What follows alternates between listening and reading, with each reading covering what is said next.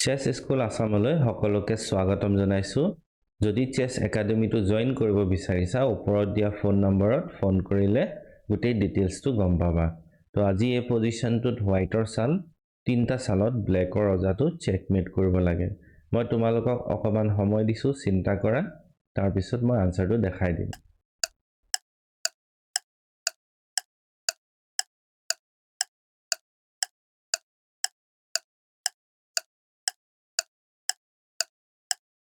তো ইয়াত প্ৰথম চালটো হৈছে ৰুক c8 চেক এটো বেকৰিং চেকমেটৰ থ্ৰেট এটা হৈছে ইয়াত বগাৰ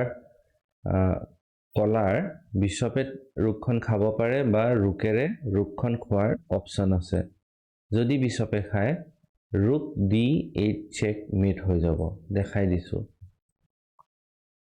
এটো দুটা চালত চেকমেট হৈ গল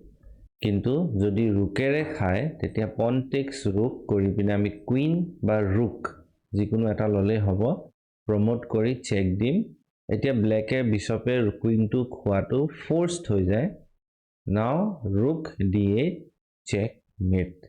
এটো বেক ৰেংক চেকমেট বুলি কয় যদি ভিডিওটো ভাল লাগে সাবস্ক্ৰাইব কৰি লবা ভিডিওটো লাইক কৰিবা আৰু নিজৰ ফ্ৰেণ্ডছকো শেয়াৰ কৰিবা নেক্সট ভিডিওত আকৌ লগ পাই আছো